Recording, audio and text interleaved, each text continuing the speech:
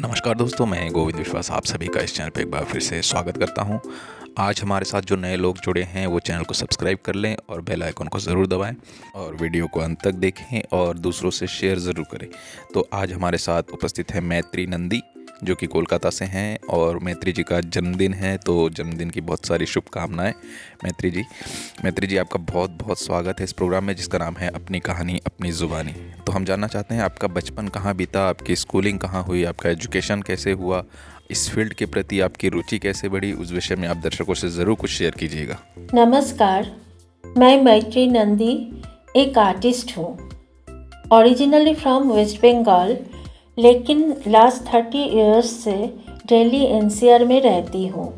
Art education मैंने Ravindra Bharti university Kolkata से किया और इसके साथ साथ कॉलेज ऑफ विजुअल आर्ट में एडवांस्ड कोर्स किया।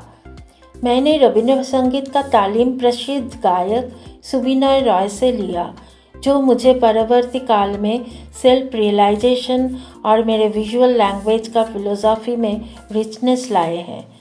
मेरे माता पिता से मुझे हमेशा सपोर्ट मिलता रहा आर्ट प्रोफेशन को आगे बढ़ाने के लिए। I can't avoid to share that my maternal grandfather was an well known author in Bengali literature.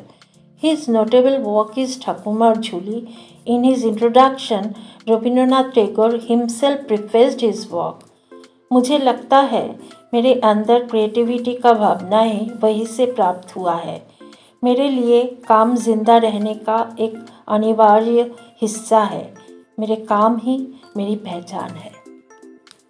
जी मैत्री जी, अब हम जानना चाहते हैं आपके काम के पीछे किस तरह का कॉन्सेप्ट काम करता है। क्या एक विचार उसके पीछे सूक्ष्म रूप से हम जन्म लेता है, उसके विषय में भी दर्शकों को ज़रूर कुछ शेयर कीजिएगा। मेरी अधिकांश पेंटिंग एक विचार से शुरू होती है। कभी कभी किसी विचार की सबसे बड़ी चिंगारी, कहीं गुजारती समय सुनाई देने वाली शब्द, एक किताब जो मैं पढ़ रही हूँ, एक गीत, फिल्म का एक फ्रेम। मैं इस अपने सभी विचारों को ध्यान में रखना पसंद करती हूँ। जब मेरे दिमाग में एक छवि होती है तो मैं एक चित्र बनाना शुरू करती हूँ। कोई विशेष नियम नहीं। जनरली मैं डायरेक्ट कैनवास पर चित्र बनाना शुरू करती हूँ। पेंटिंग के प्रत्येक परत में रंगों का क्रमिक निर्माण शामिल होता है। जब मैं अपने माध्यम में खुद को व्यक्त करती हूँ तो मैं अपने साथ पूरी तरह से ईमानदार होने के लिए डिटरमाइंड हो जाती हूँ। किसी बिंदु पर हम सभी ने जीवन को बदलने वाली घटना का सामना किया है, चाहे वो किसी प्रियजन का मृत्यु हो, एक गंभीर बीमारी, कुछ एक्सीडेंट या कुछ फीलिंग्स याद दिलाता है कि जीवन और वास्तव में क्या मायने रखता है। पलक झपकते ही सब कुछ बदल सकता है। अक्सर ये जीवन के अनुभव हमें मूल्यवान सबक सिखा सकता है। हमें ये महसूस करने में मदद करता है कि वास्तव में क्या महत्वपूर्ण है। इस दुनिया में केवल एक चीज़ जो वास्तविक है वो है आपकी चेतना। भौतिक पदार्थ सब एक होलोग्राफिक इल्यूशन है। जी मैत्री जी, बहुत खूबसूरत बात कही आपने। और अब हम जानना चाहते हैं कि क्या एक पेंटिंग के पीछे नरेशन का होना इम्पोर्टेंट है? क्या ज़रूरी है पेंटिंग के पीछे कोई नरेशन हो? No, not really. पेंटिंग एक विजुअल लैंग्वेज है।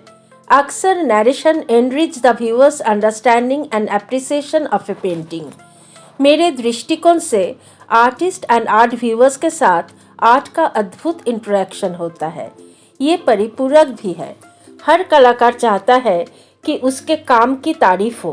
व्यूअर्स के सेटिस्फेक्शन को ध्यान में रखते हुए अपना काम करना संभव नहीं है। अगर दर्शक मेरे पेंटिंग से सेटिस्फाइड है तो मैं सोचूंगी कि मैं व्यूअर्स के साथ परफेक्ट कम्युनिकेशन स्थापित करने में सक्षम हुई। कला में अर्थ पर्सनल रिएक्शन, कम्युनिकेशन और रिफ्लेक्शन के आसपास होता है, समझाते हुए कि a work of art is a space of many dimensions. जी, अब हम अगले सवाल की ओर बढ़ते हैं। ये किसी दर्शक का सवाल था जिन्होंने पूछा था कि गैलरी के लिए कैसे अप्रोच किया जाता है? किस प्रकार हम काम करें व किस तरीके से हम गैलरी को अप्रोच करें ताकि वो हमारे लिए शो व कुछ क्यूरेट करें? एक आर्टिस्ट को सबसे पहले प्रैक्टिस करना चाहिए, इसके बाद research. A gallery relationship is a partnership and it has to work for both sides. एक गैलरिस्ट यूजुअली खुद रचनात्मक होता है और इनके अपना फोकस होता है। आपने रिसर्च करना मतलब ये पता लगाना है कि कौन सी गैलरी आपके कलाकृति और करियर के लिए सबसे ज़्यादा एप्रोप्रिएट है। आप वो गैलरी ढूंढें जो आपकी काम और टारगेट के अनुकूल हो। उस गैलरी के साथ कनेक्शन बनाएं। जी, काम का निरंतर प्रैक्टिस करना बहुत इम्पॉर्टेंट है, फिर काम खुद ब खुद वो जगह बना लेता है। गैलरीज आपको ढूंढते हुए आएंगी कि आप क्या कर रहे हैं, लोगों के सामने वो काम जाना चाहिए।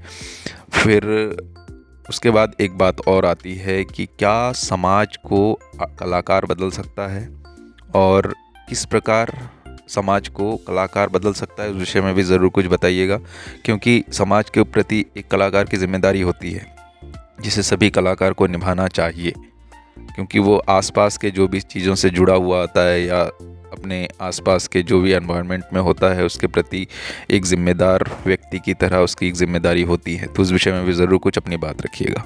मैं अपनी पेंटिंग के माध्यम से चेंज ला सकती हूँ, सबको प्रभावित कर सकती हूँ, अपने लिए एक आवाज़ बन सकती हूँ, सबको इनडायरेक्ट वे में ट्रांसफॉर्म कर सकती हूँ। निराकार मानव जीवन पर राज कर रहा है, निराकार संसार पर राज कर रहा है और उससे भी बड़ी निराकार है जो पूरी सृष्टि पर राज कर रही है। I am the universe and universe in me. मैं ही विश्व और विश्व में मैं हूँ। I think that way and this is my believe. इसी विश्वास के साथ मैं पेंटिंग करती हूँ। जी मैत्री जी, बहुत ही खूबसूरत विचार हैं आपके। अगर इसी तरीके से सभी लोग जागरूक हों तो बहुत कुछ बदला जा सकता है। अच्छा, अब हम एक प्रश्न की ओर बढ़ते हैं। आपके लिए कला क्या है? मेरे लिए कला एक आदत है। मेरे अंदर कला एक डिफ़ॉल्ट अल्टरनेटिव है। मेरा काम जीवन की रियलिटी से आता है, पर्सनल एक्सपीरियंसेस जो मुझे इंस्पायर करते हैं, मेरे विचार और दृष्टि की अभिव्यक्ति और व्यूअर्स के साथ कम्युनिकेशन का एक साधन है। अगर मैं अपने पेंटिंग के माध्यम से व्यूअर्स के साथ बात करने में सक्षम हूँ तो मुझे खुद को कलाकार कह सकते हैं। पेंटिंग मेरा पैशन है, फिर भी एक कलाकार के लिए एक फुल टाइम पेंटर के रूप में एक कैरियर एक बहुत असंभव जैसा होता है। एक स्थिर जीवन सुनिश्चित करने के लिए वर्षों का प्रैक्टिस और पेशेंस लगता है। मैं लगभग 30 साल से पेंटिंग कर रही हूँ और मैं डिफरेंट गैलरीज में अपने काम एग्जिबिट किया। मैं ज़्यादातर फिगरेटिव काम करती हूँ। एक कलाकार के रूप में मुझे लगता है कि ह्यूमन बीइंग सबसे इंटरेस्टिंग सब्जेक्ट है। मैं एक बहुत ही ऑर्गेनाइज्ड और डिसिप्लिन्ड व्यक्ति हूँ। पेंटिंग मेरी पर्सनल रियलाइजेशन है। दोनों के बीच एक सेतु है। विचार एक रचनात्मक शक्ति को जन्म देते हैं। एक नया स्वर्ग, एक नया आकाश, ऊर्जा का एक नया स्रोत बनाते हैं जिसे नई कलाएं प्रभावित होती है। जब मैं पेंट करने का संकल्प लेती हूँ तो मैं एक स्वर्ग स्थापित करती हूँ। कला में 3 मुख्य चिंतन हैं: परसेप्शन, इमोशन एंड इमेजिनेशन और फैंटेसी। यही से मेरी पेंटिंग शुरू होती है। जी बिल्कुल। अब हम अगले प्रश्न की ओर बढ़ते हैं, जो कि हमारा अंतिम प्रश्न है कि जो विद्यार्थी अभी कॉलेज में पढ़ रहे हैं वह अभी पास आउट होकर निकले हैं, उनके लिए आपका क्या मैसेज है? एक आइडिया लो, उस एक आइडिया को अपने जीवन बना लो, उसके बारे में सोचो, उसके सपने देखो, उस विचार पर जियो। मस्तिष्क, मांसपेशियों, नसों, आपके शरीर के हर हिस्से को उस विचार से भर दो और हर दूसरे विचार को अकेले छोड़ दो। यही है सफलता का रास्ता। सब ठीक होने तक प्रतीक्षा ना करें, ये कभी संभव नहीं होगा। आपसे उठाए गए प्रत्येक कदम के साथ आप मजबूत, अधिक से अधिक कॉन्फिडेंट, अधिक से अधिक सेल्फ डिपेंडेंट, अधिक से अधिक सक्सेसफुल होते जाएंगे। जी बिल्कुल, ये मंत्र है, महामंत्र, जो कि सफलता की पहली सीढ़ी हो सकती है सभी विद्यार्थियों के लिए। और जो भी सीनियर्स अपने अनुभव को आपसे शेयर करते हैं, उनके खुद के अनुभव होते हैं, तो अगर हम थोड़ा बहुत भी उसका पालन कर सकें तो ये आने वाली पीढ़ी को एक बहुत अच्छा रास्ता दिखा सकती हैं। और इसी के साथ हम आज की बातचीत को यहीं रोकते हैं। बहुत बहुत धन्यवाद मैत्री जी, आपने इतना सारा समय निकाला हमारी इस बातचीत के लिए। उससे अवश्य बहुत सारे लोगों के जो मन में प्रश्न हैं, वह उनके मन में बहुत सारी दुविधाएं रहती हैं, वो अवश्य सुलझ गई होंगी। और अगर किसी के मन में कुछ दुविधाएं हैं तो प्रश्न के माध्यम कमेंट बॉक्स में लिख सकते हैं। और बहुत बहुत धन्यवाद सभी दर्शकों का भी, जिन्होंने इतना मन लगा के सुना इस बातचीत को। और आप लोग चैनल को जितना प्यार दे रहे हैं लगातार, और चैनल ग्रो हो रहा है धीरे धीरे, हम और आगे बढ़ते जाएंगे। और पूरे दुनिया भर में, पूरे इंडिया में तो लगभग फैल ही चुका है, पूरे दुनिया भर में हम इस तरह के बातचीत के ज़रिए अपना एक विचार जो सभी के समक्ष रखना चाहिए वो रखने की कोशिश कर रहे हैं। तो शेयर कीजिए इन चीज़ों को। Thank you, Govind ji, for this wonderful initiative. Please like, share, comment, and subscribe the channel. Thank you so much. और एक बार फिर से जन्मदिन की बहुत बहुत शुभकामनाएं, और आपके आने वाले प्रोजेक्ट के लिए भी बहुत सारी शुभकामनाएं। आप इसी तरह निरंतर प्रगति करते रहें और देश का नाम रोशन करते रहें। तो बहुत बहुत धन्यवाद दोस्तों। आप शेयर ज़रूर करें, और एक दूसरे से शेयर करना बहुत इम्पॉर्टेंट है चीज़ों को।